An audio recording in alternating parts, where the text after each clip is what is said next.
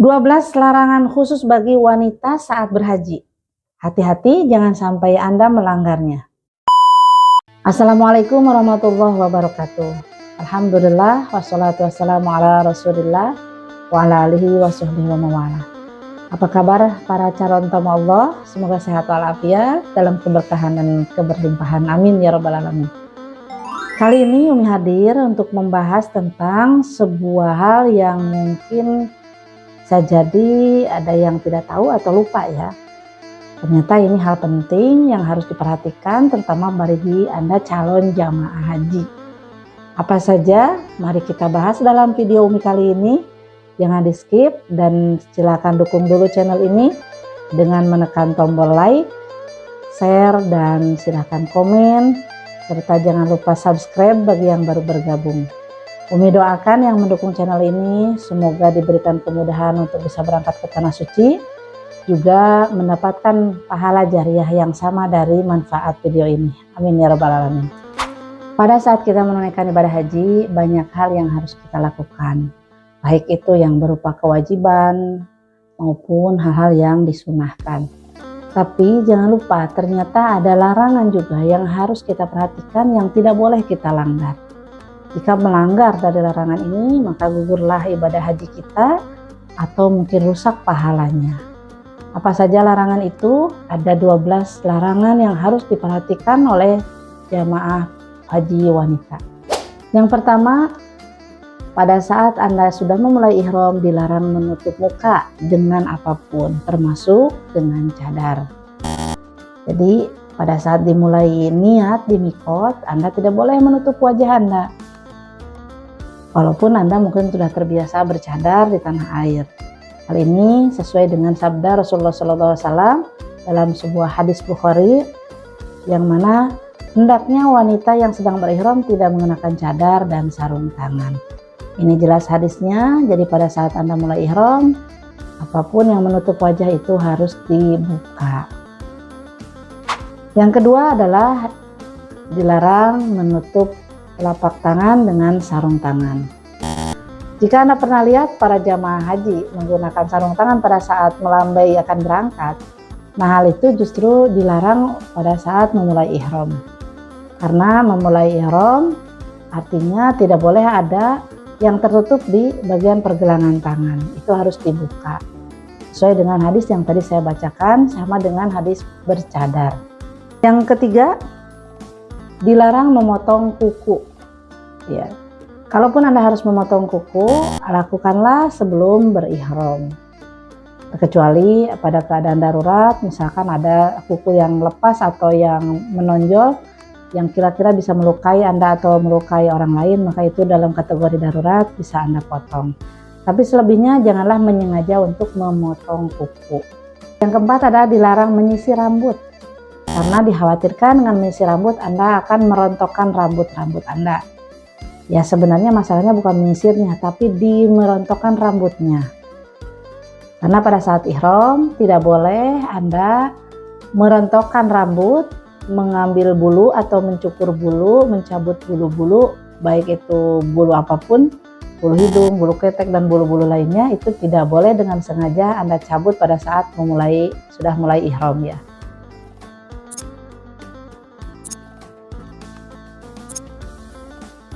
Lima, dilarang menggunakan wewangian, baik itu yang dipakai di badan, di rambut, ataupun di pakaian. Terkecuali wangi ini sudah ada sebelum Anda berihram. Jadi bagi Anda yang ingin menggunakan parfum, menggunakan deodoran, menggunakan pewangi pakaian dan sebagainya, itu dilakukan sebelum berihram. Dan itu pun juga tidak boleh dengan sengaja yang berlebihan sehingga pada saat ihram akan terus wanginya tercium. Karena pada saat ihram usahakan tidak ada wangi apapun, netral ya.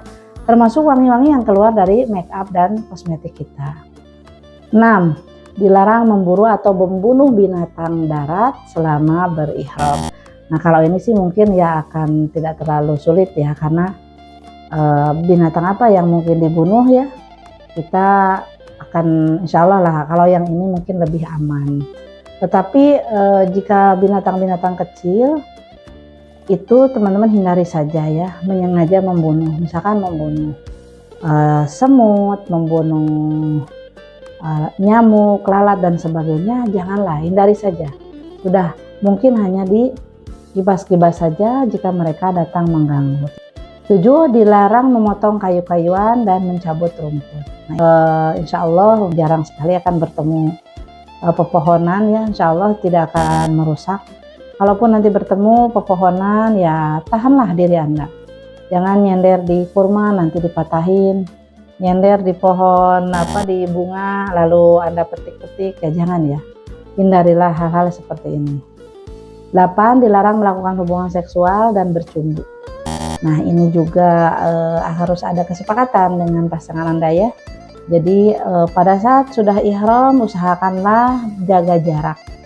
Jaga jarak agar tidak memancing hal-hal yang menumbuhkan syahwat atau birahi.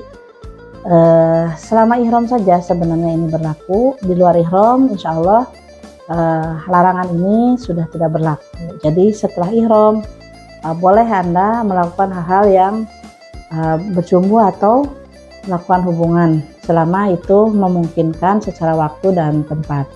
9. Dilarang bermesraan dan mendatangkan syahwat. Nah kalau tadi itu lebih sifatnya hubungan intim ya. Kalau di sini mungkin kategorinya di bercanda ya, candaan saja. Misalkan bermesraan itu dengan duduk berduaan satu bis, duduk berduaan mojok di Arafah atau di masjid ya, karena itu sebuah keromantisan ya.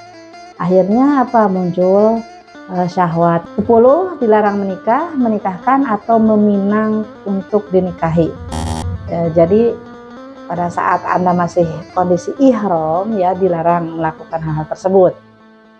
Ya kalau sudah di luar ihram silakan saja jika memang waktunya dan kondisinya memungkinkan.